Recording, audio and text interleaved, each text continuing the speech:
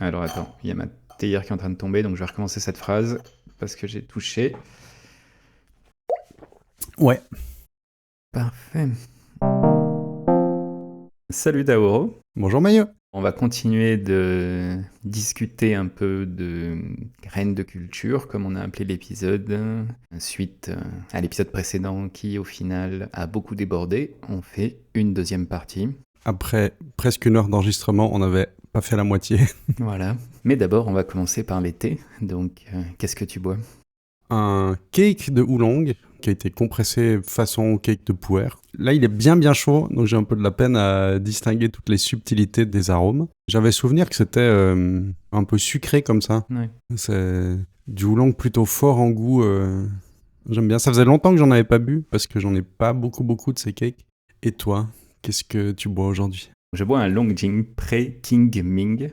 Le King Ming étant un festival en Chine. C'est une célébration du printemps, si je dis pas de bêtises. Certains thés sont récoltés avant cette fête.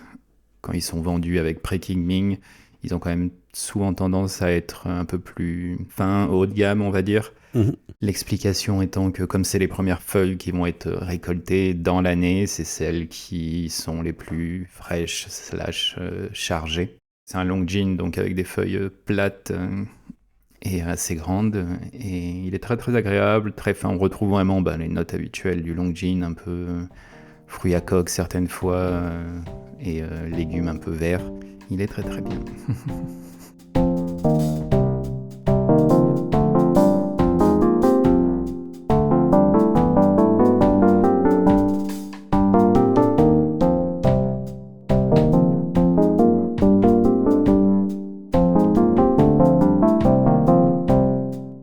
Donc on va continuer avec les films. Qu'est-ce qui t'a marqué récemment? Heureusement qu'on a fait une pause pour enregistrer cette deuxième partie une semaine plus tard, parce que j'avais rien de récent. Parce que j'avoue que je regarde de moins en moins de films, je suis plutôt sur des séries. Et juste après qu'on ait enregistré l'épisode précédent, j'ai regardé Le Sommet des Dieux, un film d'animation français, l'adaptation d'un livre puis d'un manga sur toute une aventure qui va se passer en montagne. Il y a un journaliste qui, dans les années 80, retrouve la trace d'un alpiniste japonais qui avait disparu de la circulation. Il le croise en fait au hasard dans une ruelle de Katmandou avant de rentrer au Japon pour son reportage. Et il fait mais c'est quand même bizarre que ce soit lui parce qu'il avait disparu, qu'est-ce qu'il est devenu, qu'est-ce qui se passe? Et là il se met à sa recherche où on voit les flashbacks de l'histoire de l'alpiniste, de comment il en est arrivé au point où il en est actuellement. Entrecoupé des flashbacks, il y a ce qui se passe dans le présent. L'équipe de production déjà a extrêmement bien compris la montagne. Tout se pose un peu de la question de mais pourquoi les montagnards vont encore grimper des trucs, puis quand il y a des sommets qui ont été grimpés, qu'est-ce qu'on peut faire pour faire un truc plus original? Il y a le premier qui a gravi le sommet, mais après il y a le premier qui le fait sans assistance, ou le premier qui passe par telle face-là, et voilà. Oui. Et c'est vraiment cette course à il en faut toujours peut-être un petit peu plus pour se dépasser, et puis vraiment l'attirance de la montagne et se perdre là-dedans. Et tout le film le comprend vraiment bien. Ce dépassement de soi un peu permanent aussi, c'est très prenant, quoi. Et il y a des moments avec des paysages incroyables, dessinés du coup, mais vraiment qui sont incroyables et contemplatifs comme ça sur qu'est-ce que je fous là, puis en même temps, qu'est-ce que je fous pas là, et c'est vraiment super, quoi. Ouais. J'avais pas du tout entendu parler de ce film. Toi, de ton côté, pas de film récent, parce que comme moi, t'en regardes plus trop, c'est ça? Pas vraiment de film récent. Je crois que le dernier film que j'étais allé voir au ciné, c'était Everything Everywhere All at Once, qui était très bien, mais je le mettrais pas, oui, dans marquant. Super divertissement, mais effectivement. Il y a un an et demi, les vendredis soirs, on avait tendance à regarder des films, mais ouais, on a un peu arrêté. Donc en ce moment, pas vraiment de film récent. T'as choisi un film plus ancien? Qui s'appelle La Belle Verte, Ça me dit vaguement quelque chose. que j'ai vu il y a 5 ou 6 ans, mais c'est un film de 1996. Le point de départ, c'est qu'on démarre sur une autre planète. Il y a des humains qui vivent en petites tribus et qui ont l'air d'avoir un peu des pouvoirs que nous, on n'a pas. La télépathie, aussi de choses. On assiste à un rassemblement où ils réalisent que personne n'est allé visiter la Terre depuis 200 ans et qu'il faudrait quand même aller voir ce que les gens font là-bas. Ils envoient quelqu'un pour aller voir ce qui se passe, aller voir le niveau de la civilisation. Est-ce qu'ils sont proches de les atteindre eux, ou est-ce qu'on est encore époque Louis XIV, quelque chose comme ça. Donc ils téléportent quelqu'un littéralement là-bas. Ouais. Ça, c'est le pitch de départ. C'est un film plutôt humoristique, basé sur des situations où y a littéralement deux civilisations qui se rencontrent et qui se comprennent pas. Mais c'est vraiment un truc humain, dans le sens où on va suivre une famille en fait qui se fait impacter par cette personne qui arrive. Pourquoi il t'avait marqué celui-là ? Je suis pas exactement sûr, mais on l'a revu, après l'avoir vu une fois, on l'a revu assez vite, avec quelqu'un qui venait chez nous et puis qui l'avait pas vu, donc on avait décidé de le revoir, et puis on avait trouvé que ça valait le coup de nouveau. Il est assez actuel comme thématique, puisque ça touche un peu à tout ce qui est les inégalités sociales, le racisme, l'argent, le climat, évidemment, et puis toute cette question de sortir d'un système pour aller vers un autre. Donc il y a toutes ces discussions-là, en fait, qui ont lieu, avec des exemples à certains moments où la personne qui vient de cette autre planète explique que ils sont passés par les mêmes étapes, puis qu'ensuite les étapes suivantes, il s'était passé ça, etc. Pour ensuite arriver à leur état un peu juste de vie, on va dire. Le côté humoristique, je trouve, est bien fait, tout en étant assez, j'ai envie de dire profond, je sais pas trop si c'est le meilleur mot, mais c'est l'idée. Forme du film un peu légère, mais en fait, les sujets abordés, voilà, c'est plus que juste une comédie.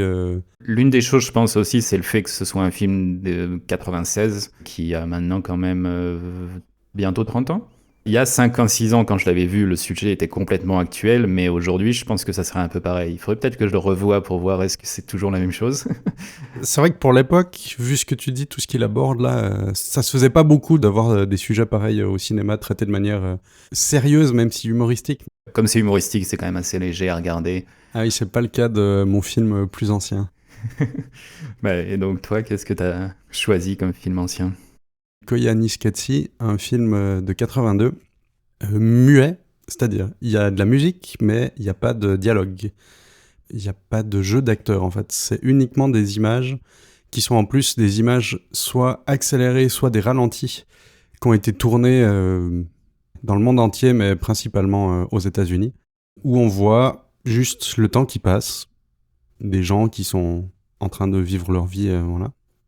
Il y a vraiment des parallèles qui sont faits entre d'abord la nature au début sans l'urbanisme, puis après on arrive de plus en plus vers une urbanisation. Ça montre le rythme effréné de l'époque, qui est encore tout à fait actuel aujourd'hui. Et on a aussi des parallèles avec potentiellement des machines, voilà. L'effet que ça a, ces superpositions d'images, ces accélérés et ces ralentis que ça peut dévoiler et nous montrer, pour une réflexion sur notre mode de vie, en fait. Je comprends bien que c'est pas le film le plus accessible, mais ouais, c'est assez questionnant, on va dire. Ouais. Je l'ai vu de nombreuses fois et à chaque fois, je trouve ça très très chouette. Et surtout les techniques là d'accélérer et de ralentir, spécialement en plus pour l'époque, c'est fou techniquement. Même aujourd'hui, ils sont incroyablement propres. Vraiment, quelle maîtrise, quoi. Il y a des suites, avec des guillemets un peu, parce qu'on vient de dire qu'il n'y avait pas spécialement de scénario, mais il y en a 2 autres, non ? Qui ont été faits, tu les avais vus aussi ? Je les ai vus aussi, c'est pas au niveau du premier. C'était chouette à regarder, j'ai bien apprécié regarder les 3, mais celui qui m'a marqué, c'est vraiment Koyaanisqatsi. La surprise du premier aussi, je pense, qui aide et qui fait que si les 2 suivants sont sur la même recette, il y a toute cette partie-là qui est plus là, quoi. Toute cette partie surprise. Malgré ça, j'ai aussi vu Baraka, qui est le film du directeur de la photographie des 3 films, qui après a fait un film lui-même en utilisant les mêmes techniques, et j'ai trouvé Baraka plus impactant que les 2 Qatsi d'après. D'accord. Donc je pense que le premier, il a vraiment un truc sur les images qui sont montrées, c'est quelque chose, quoi. D'ailleurs, tout le monde parle de la trilogie des Qatsi, ok, mais s'il faut en mentionner un, c'est toujours Koyaanisqatsi qui sort. Les autres, ils sont vraiment dans l'ombre du premier, quoi. Ouais, il faut vraiment que je le vois. Ça fait 15 ans que je dis ça. Ça fait 15 ans que j'ai vu la bande-annonce, et juste la bande-annonce, déjà ça m'a fait accrocher à la bande-son. Mais je sais pas pourquoi je l'ai toujours pas vu depuis ce temps. Peut-être que j'ai peur que ça me déçoive, j'en sais rien. On reste sur des images animées qui sont donc les séries ou les séries d'animation. Personnellement, quelque chose que je regarde maintenant beaucoup plus que des films parce que j'aime mieux les formats en fait, et j'ai aussi l'impression que pendant une longue période, l'inventivité d'écriture, elle était plutôt là-bas que dans les films. Qu'est-ce que tu as comme série ou comme animé que tu as vu récemment, qui t'a marqué ? Over the Garden Wall, qui est un dessin animé assez court, 10 épisodes de 11 minutes chacun. C'est l'un des directeurs créatifs de Adventure Time. Over the Garden Wall, c'est un truc qu'il a créé complètement lui, avec de l'aide évidemment pour les voix, l'animation, etc. Mais il était directeur créatif de toute la série. Donc on suit 2 demi-frères qui sont perdus dans une forêt. Il y en a un qui est habillé, on dirait un lutin, et l'autre, il a une théière retournée sur la tête. Donc ils ont des habits un peu bizarres, on va dire. Et ils se retrouvent perdus dans cette forêt qui est apparemment magique. Il y a quand même une part considérée comme étant de la... En anglais, c'est dark fantasy.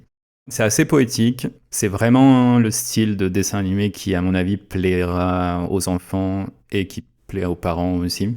Je me souviens l'avoir vu, lui avoir donné une excellente note, un 9 ou 10 sur 10, et que c'était très poético-onirique. Après, je me souviens plus de si je devais te raconter l'histoire là. Ok.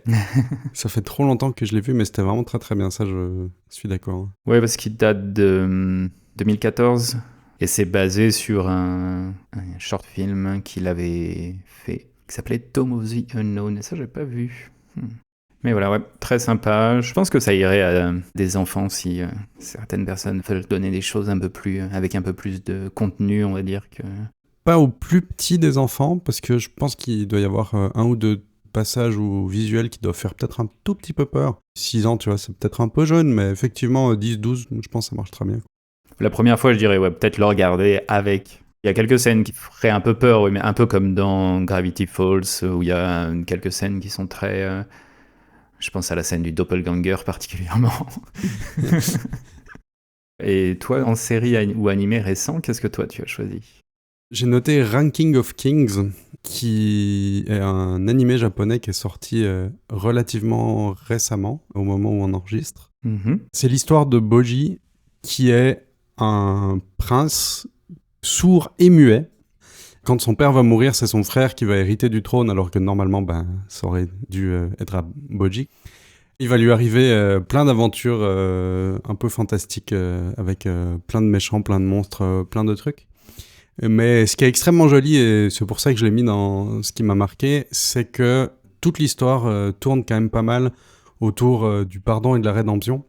Il se fait pourrir parce que il est sourd et muet, il a pas de compétences pour tuer des monstres parce qu'il est tout faible, il est tout nul, mais il va quand même faire de son mieux pour surmonter les trucs. Tout le monde se moque de lui, mais en fait... il s'élève au fur et à mesure de ce qu'il progresse, quoi. Et vraiment, il n'y a pas de rancœur par rapport aux gens qui étaient méchants avec lui, voilà. Tous les méchants aussi, qui ont peut-être mal pu le prendre au début, parce qu'ils n'ont pas compris pourquoi il était là. Bon, après, il s'excuse et de nouveau, il fait « Non, mais c'est bon, c'est normal, t'as aussi tes problèmes, voilà. » Enfin, tout ça sans parler, hein, en plus, parce que lui, il peut pas le faire en parlant. Oui. C'est une jolie fable, justement, sur... la rédemption, le pardon, et puis le dépassement de soi, un peu la progression. Enfin, plutôt la persévérance que le dépassement de soi, je pense. C'est en cours ou c'est fini ? Il y a une saison de 23 épisodes, et puis à la fin, c'est fini. Il n'y a pas de cliffhanger sur « Oh mon Dieu, il va se passer d'autres trucs. » Une fermeture d'un arc, en tout cas. Ah, mais je vois, à partir du 14 avril, il y a une nouvelle diffusion d'un autre... Ah oui, une nouvelle série. Je pense que ça reprend une autre histoire. Si c'est aussi bien que la saison précédente... Il y a 2-3 endroits où j'ai vu passer très vite quelqu'un qui disait « Cet animé, il est très bien, il faut le regarder. » Si toi aussi, tu le dis... Pour les valeurs qu'il véhicule, franchement, ça fait vachement plaisir. Je trouve ça très très chouette. Ouais. J'espère qu'il aura une bonne influence sur plein d'enfants, parce que vraiment, ça véhicule des super valeurs. Ok. Et toi, niveau série animée plus ancien ? Alors, j'en ai mis 1, 2, 3, 4, 5, 6, 7... Donc je vais choisir un peu sur le volet. Je pense que The Queen's Gambit, ça a été la série qu'on a vue ces dernières années et qu'on a beaucoup aimé. On l'a littéralement re-regardé entièrement une semaine après l'avoir re-regardé une première fois. Ah ouais ? Pourquoi ? Ça va être plus compliqué. Je pense que c'était la manière dont l'ambiance de la série était construite avec l'actrice principale. On a trouvé qu'elle collait très bien dans son rôle. Je saurais pas trop expliquer pourquoi cette série nous a autant plu. Ça nous a vraiment marqué. On l'a re-regardé, comme je disais, seulement une semaine après, et on était quand même à fond dedans. Alors qu'on on connaissait toute l'histoire, et puis il n'y avait pas de surprise. Mais non, c'était vraiment l'ambiance, la construction, peut-être en partie la photographie aussi, qui participait vraiment au fait de nous avaler dans l'histoire. Mais donc je pense que je vais citer uniquement celle-ci. Mais il y en a plein d'autres. Très bien. Et toi, en plus ancien ? Une série cette fois, qui est Black Mirror, donc bon, bien connue j'imagine, vu le succès qu'elle a eu. Ça m'a marqué surtout pour ses réflexions intelligentes sur les dérives du numérique partout. Beaucoup de scénarios qui étaient très très bien pensés sur la réflexion de ce qui pourrait se passer selon l'utilisation qu'on pourrait en faire, et aussi des sociétés que ça peut créer. Ouais. Plutôt quand même les premières saisons que les 2 dernières. Les premières saisons, il y avait quelques épisodes qui étaient incroyablement bien pensés, puis qui questionnent beaucoup de choses, je trouve. J'avais vu les 3 premières saisons, je crois, et ensuite on avait arrêté. J'aimais assez bien, mais c'est vrai que ça pouvait mettre un petit coup au moral dans certains épisodes. Vu qu'on reste un peu sur des trucs plus technologiques, on peut passer aux jeux vidéo. Qu'est-ce que toi t'as mis en récent ? Un petit jeu de rôle indépendant qui s'appelle Citizen Sleeper, qui se passe sur une station orbitale. On est un androïde qui est arrivé là parce qu'il s'est enfui de la compagnie qui l'exploite. Les mécaniques de jeu déjà sont assez cool. Tous les jours, on a un certain nombre de dés qui sont préjetés, qu'on reçoit pour sa journée, et on va devoir les attribuer à différentes quêtes. Donc évidemment, on aura des mauvais jets de dés, par exemple, donc c'est de savoir où est-ce qu'on va attribuer ces mauvais jets de dés pour que ça ne nous impacte pas trop négativement. Et puis, peut-être des jets de dés un peu moins bons qu'on va pouvoir compenser grâce à nos compétences, et puis après, les bons jets de dés qu'on va pouvoir utiliser pour les actions très difficiles. Il y a un peu ce petit côté réflexion, où est-ce qu'on va placer nos dés, voilà, ça c'est pour le côté gameplay un petit peu sympa. Il est assez court au passage, il peut tout à fait se finir en une dizaine d'heures, peut-être même un peu moins si on veut pas faire l'intégralité de toutes les petites quêtes. Mais le vrai intérêt de Citizen Sleeper, c'est son écriture. Déjà, c'est un jeu à texte, il y a beaucoup de texte en fait. On voit pas son personnage de la vue du dessus, on a qu'une vue générale de la station spatiale. C'est là qu'on va placer ses dés justement. Et toute l'histoire et tout ce qui va se passer se résout en texte, où on lit nos interactions de dialogue entre nous et les autres différents protagonistes, aux différents endroits où on pourrait aller au fur et à mesure de l'aventure. Et l'écriture est vraiment super.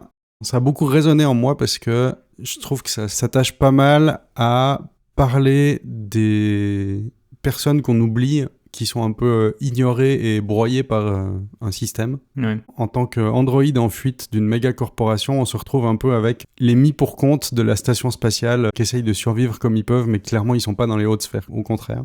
Ces gens-là, ils sont pas forcément là par choix. Même les peut-être gangsters du coin, c'est peut-être pas forcément les plus mauvais non plus. En même temps, les grands méchants corporatistes, où on pourrait dire c'est facile, c'est vraiment les grands méchants bout pas bien. En fait, eux aussi, ils ont leurs problèmes et leurs trucs, et certains, ils sont pas là par choix non plus. Ils ont aussi plein de pression, voilà. Tout ce thème de comment les gens survivent, résistent un peu, ou sont modelés par un système qui les broie, qui m'avait bien parlé. D'accord. T'as rien mis de récent. Il me semble que quand tu parlais de la préparation, c'est parce que t'es encore coincé dans le même jeu tout le temps, ou c'est quoi ? C'est un peu ça. J'ai rien mis de récent parce que c'est vrai que j'ai pas joué à un jeu récent qui m'aurait vraiment marqué. Parce que depuis 2014, Factorio existe. Et c'est un peu mon go-to par défaut, on va dire. Mais en plus ancien, moi j'ai mis Portal 1 et le deuxième. Parce que le premier Portal, j'aime bien un peu son contexte dans lequel il a été lancé. Il y a des étudiants qui ont fait un petit jeu avec des portails par lesquels on peut se téléporter. Un truc un peu à la Doom, donc avec des démons, des choses comme ça. Ce prototype, en fait, a plu à Valve et ils les ont recrutés pour faire un jeu autour de cette mécanique, vraiment. Et quand ce jeu est sorti, Valve s'est dit, bon, ça va être très dur de le vendre et autres, parce que c'est pas un truc qui correspond à ce qu'on a fait avant, et puis c'est pas un gros jeu. Donc ils l'ont mis dans un pack avec 2 autres jeux qui étaient hyper connus et qui étaient du coup moins chers. Pour 15 €, on pouvait avoir ces 3 jeux. Et Portal, c'était un peu le petit jeu bonus. Ouais. Mais il a eu un succès complètement hallucinant. Principalement à cause de l'ambiance et l'histoire.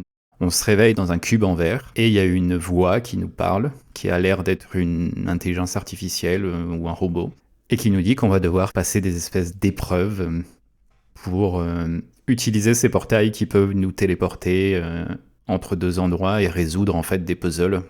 Il y a plein de salles comme ça, et puis après, il y a un twist, et on se retrouve dans un autre contexte, et voilà. Le premier m'a énormément plu, je l'ai fini plusieurs fois, et 3 ou 4 ans après, ils ont annoncé Portal 2, ce qui a vraiment fait que ce double jeu est devenu pour moi culte, c'est qu'ils ont réussi à fouiller l'univers de manière extrêmement intelligente, et sans que ce soit forcément répétitif avec le premier. Il y a les mêmes personnages, il y a un peu cette même logique de salle de test, mais très rapidement ça change et on passe à des ambiances par rapport au premier épisode qui sont complètement différentes, où le premier épisode était vraiment très claustrophobique, et le deuxième, il y a toute une partie gigantissime de gigantisme, et puis on fouille un peu l'histoire, qui est intelligente dans le sens où elle est bien faite, avec tout un côté comique et absurde, qui est super bien intégré, je trouve. L'écriture est très chouette. L'actrice qui joue l'intelligence artificielle, elle rentre dans son rôle tellement bien, c'est génial. Ouais. Il y a un côté assez sérieux, mais il y a un côté complètement absurde et complètement assumé dans les deux cas. Très très très bien fait, très intelligent. Le 2, pour moi, était une surprise complète. Va tellement plus loin que le premier. Vraiment bien. Ce que j'aime beaucoup aussi, c'est la manière où il faut réfléchir pour résoudre les puzzles, pour passer de salle en salle, avec justement cette mécanique qui est pas du tout intuitive pour l'esprit humain de la téléportation. Donc il faut un peu réfléchir à où est-ce qu'on va placer ces portails pour se téléporter aux bons endroits pour passer plus loin, et c'était très stimulant. Mais en même temps, là où c'est vraiment la grande réussite du jeu, je trouve, c'est jamais bloquant, quoi. Ils arrivent quand même à faire des trucs où tu peux des fois avoir une petite résistance à « Ok, c'est pas évident comment je dois passer le truc », mais c'est jamais... je me suis jamais retrouvé coincé vraiment définitivement dans une salle. Ouais. En expérimentant un peu, au bout d'un moment, tu finis toujours par trouver ce qu'il faut faire, en fait. Ça devait être difficile à concevoir pour que y ait du challenge, mais en même temps que ce soit surmontable. Il y a quand même quelques énigmes qui demandent une bonne coordination clavier-souris. Si vous jouez au 1 et que vous êtes un peu bloqué dans les salles à partir de la salle 12-13, c'est un peu les salles où il y en a une ou deux, là où ça devient un peu plus compliqué. C'est vraiment juste une énigme à passer, et puis ensuite ça va être moins relou. Et j'ai trouvé que le 2, ils ont vraiment résolu ce côté-là. Il est beaucoup plus accessible, le deuxième, je trouve. Et voilà pourquoi je n'ai pas mis de récent, parce que si j'avais mis récent, ça serait Factorio de nouveau, dont on a déjà parlé avant. Comme jeu plus ancien, j'ai mis Spiritfarer. La tagline du jeu est quand même très sympa, je trouve. A cozy management game about dying. On joue Stella, qui a une passeuse d'âme. Elle est sur son bateau, et on va embarquer des âmes qui sont représentées par des animaux anthropomorphiques, qui vont vivre avec nous sur notre bateau. Sur le bateau, on va devoir construire différentes pièces. Et puis, avec le bateau, on va pouvoir aller se balader sur une carte pour après aller dans des points d'intérêt, où là, on va pouvoir balader Stella pour aller parler à des gens, recueillir des ressources, etc., etc. Le truc intéressant, c'est les âmes qui sont sur notre bateau, qu'on va devoir accompagner jusqu'à leur passage plus loin. Et elles vont toutes nous donner des missions. On va devoir aller faire des trucs pour elles, voilà. Mais en même temps, on va en apprendre plus sur elles et sur leur vie et sur ce qui s'est passé. Et c'était vachement touchant sur la vie des gens, le rapport qu'on pourrait avoir à la mort et au décès. C'est fait de manière très douce, très fine. Ça parle de plein de choses sur la vie, sur la mort, sur les regrets ou pas. Et, de belles histoires, vraiment. Pour parler d'un sujet qui est pas facile, hein, la mort, le décès, tout ça. Oui, bah oui. C'était vraiment très beau. Ça peut être triste, mais c'est jamais sombre. Les deux jeux dont tu as parlé, c'est les jeux dont tu m'avais déjà parlé avant aussi. Ils sont aussi un peu sur ma liste. Le jour où je me lasserai de Factorio. Autre média, chaîne YouTube, on a mis. Récemment, qu'est-ce que toi tu as mis comme découverte ou chose que tu as vu récemment? C'est la chaîne de Slexno, qui est un des comparses de la chaîne du Nexus 6, qui a lancé sa chaîne lui-même maintenant, où il parle de publicité, mais de la manière dont elles sont tournées. Donc c'est vraiment de la technique de visuel, D'accord. et pas forcément de l'analyse de marketing. comment on filme des publicités, comment c'est filmé, comment c'est créé, et il essaye de les reproduire.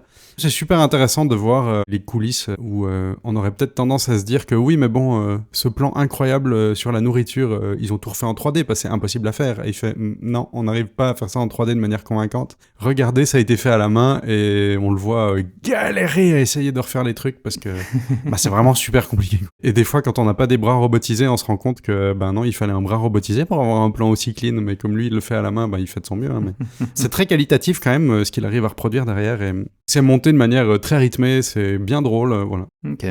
Et toi, qu'est-ce que t'as comme récent sur YouTube? J'ai pas vu beaucoup de ces vidéos, c'est juste que je suis tombé dessus via la musique et j'ai été très très très impressionné par ce qu'il fait.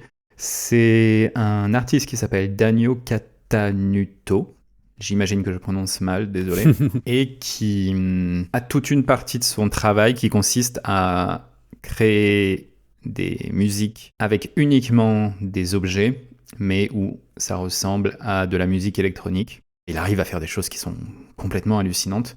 Peut-être que je mettrai une vidéo spécifique dans les show notes, l'une des premières que j'ai vues et qui m'a beaucoup beaucoup impressionné.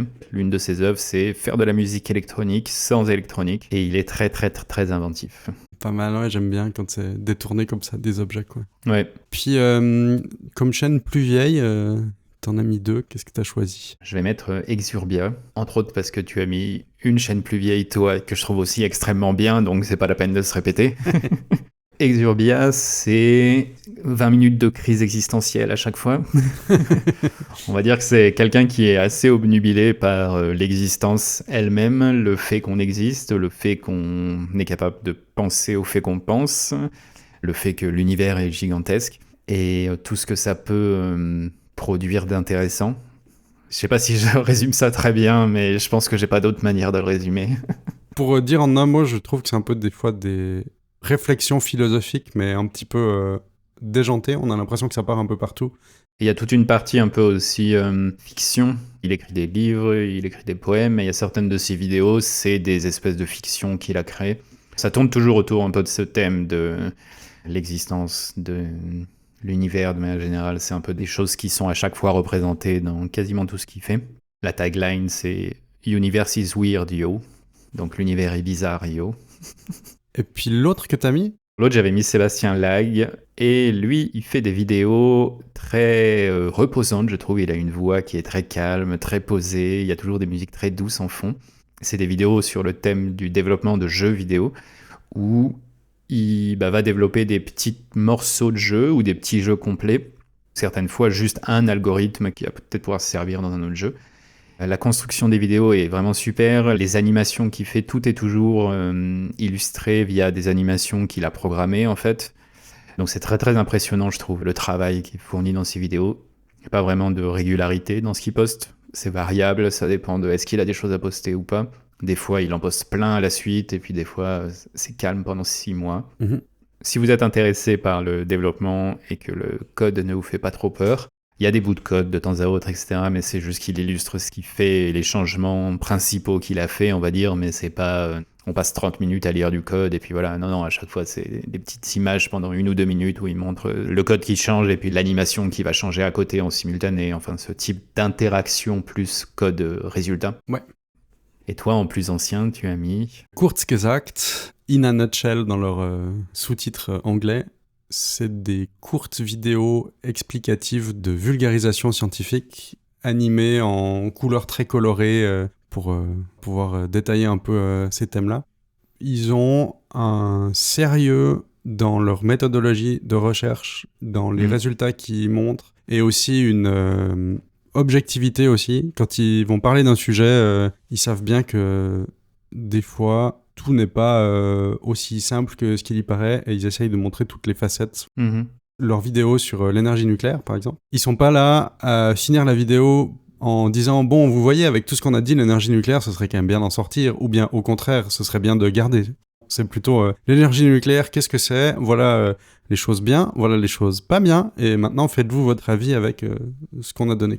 C'est pareil pour tous les sujets qu'ils abordent. S'il y a plusieurs avantages et inconvénients, ils en parlent en fait. Ouais.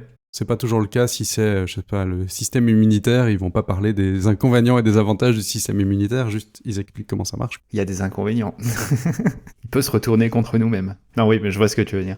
Il y a toujours une rigueur quand même, ils s'en tiennent au fait. Et ils préviennent aussi, s'ils donnent une opinion, généralement, ça va être prévenu en disant attention, à partir de maintenant, la vidéo passe sur notre opinion à nous. Ouais. Il y a des vidéos où c'est très factuel, souvent celles qui parlent un peu de choses scientifiques, on va dire directes. Je sais pas, de trous noirs par exemple. Ils n'ont pas vraiment d'opinion sur le sujet. Mais si ça parle de toute une vidéo sur la beauté, d'ailleurs, que je conseille énormément, elle est extrêmement intéressante. Pourquoi est-ce qu'on trouve les choses belles? Pourquoi est-ce que c'est même une notion qui nous intéresse? Là, il me semble qu'il y a une partie qui est un peu plus opinion. C'est toujours clair, est-ce que c'est des faits qu'ils sont en train de nous donner? Ou est-ce que c'est une réflexion à eux? C'est une manière joyeuse et colorée de découvrir plein de sujets scientifiques, avec toujours vraiment une bonne rigueur derrière, ce qui me paraît très très important. Point de vue vulgarisation scientifique, pour moi, c'est parmi les meilleurs que j'ai jamais vus. Et ils sont disponibles en français. Déjà, toutes les vidéos sont sous-titrées avec des vrais sous-titres créés par des traducteurs, pas les sous-titres automatiques. Et ils ont maintenant des versions de la chaîne en plusieurs langues, où là, c'est vraiment doublé, dont une version française. Les versions doublées contiennent pas encore toutes les vidéos, mais en contiennent certaines, ce qui est des fois plus pratique.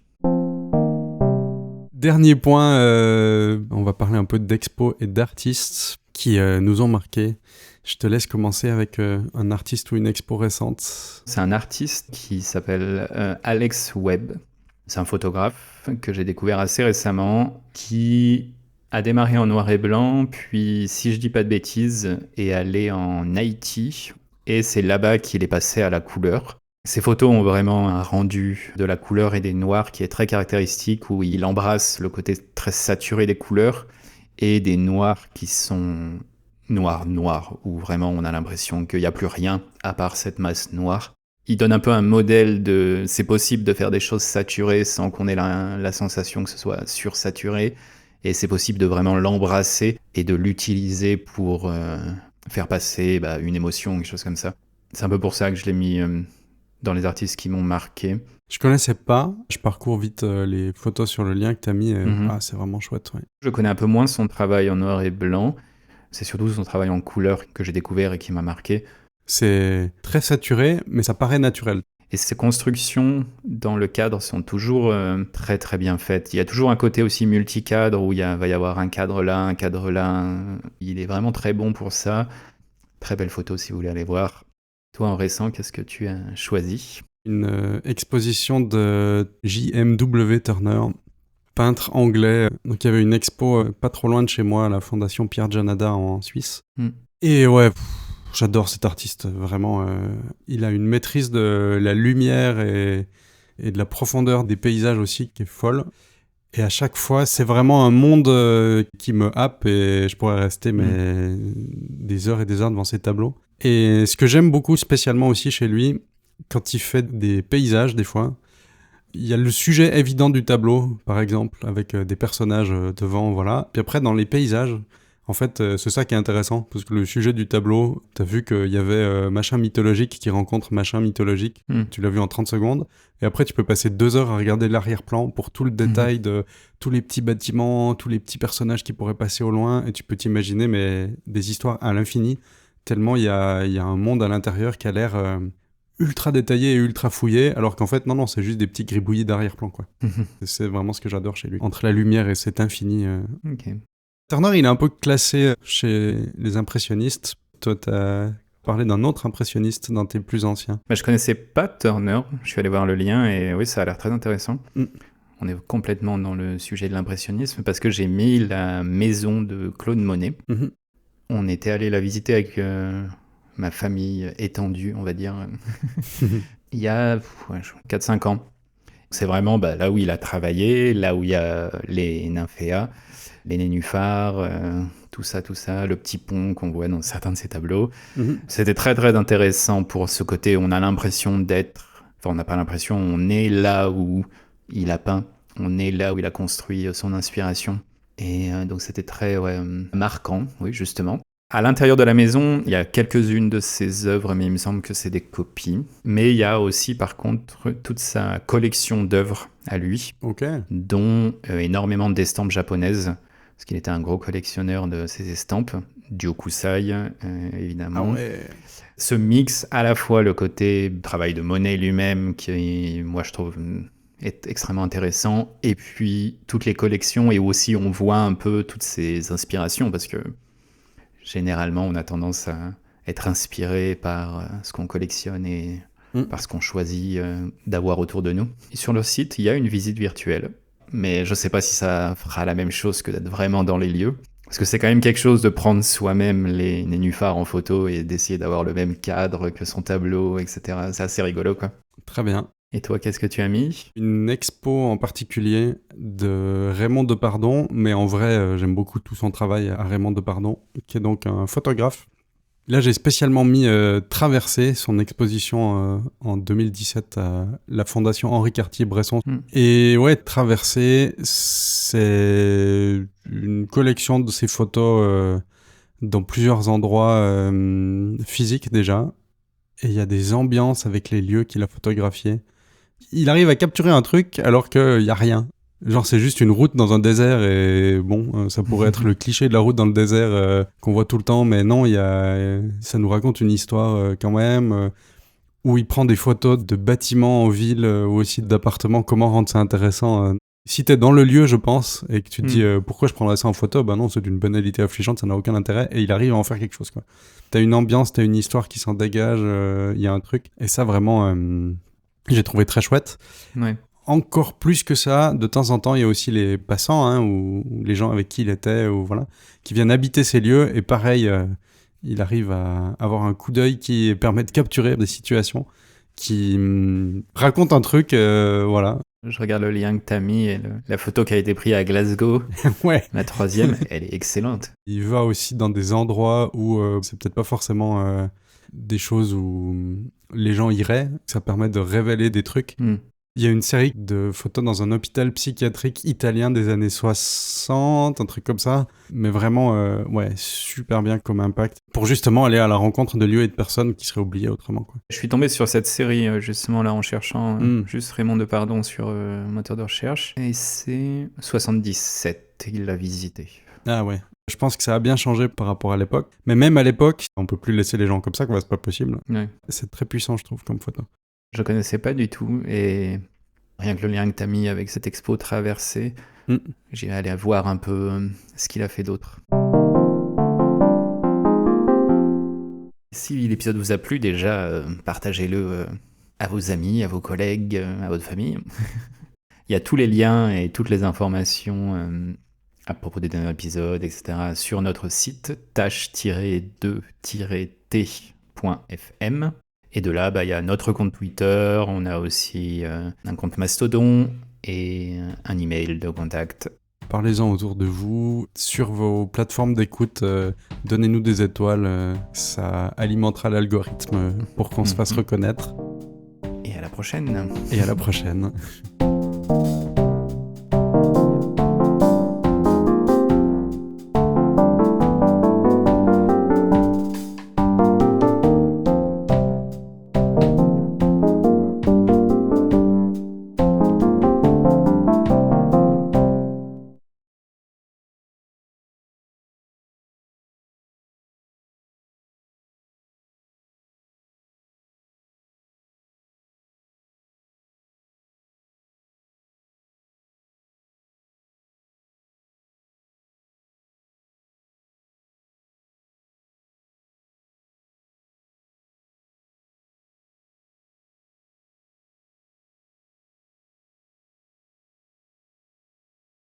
Et en plus, il y a une ou deux scènes où je comprends que c'est là pour vendre, mais ça révèle presque un petit peu des trucs. Ouais, ça c'est un peu dommage quand les bandes annonces, au final, suivent vraiment l'histoire et vous révèlent un peu tout ce qui va se passer. Et quand on voit le film, on a l'impression de juste voir une version allongée de la bande annonce. Et aussi, le trailer, il est un petit peu menteur parce que pour attirer le public, il fait un condensé des scènes d'action. Donc on a l'impression qu'il y en a beaucoup, alors qu'en fait dans le film, il y en a relativement peu. C'est un film assez contemplatif. Et là, bon, on les voit souvent courir. D'accord.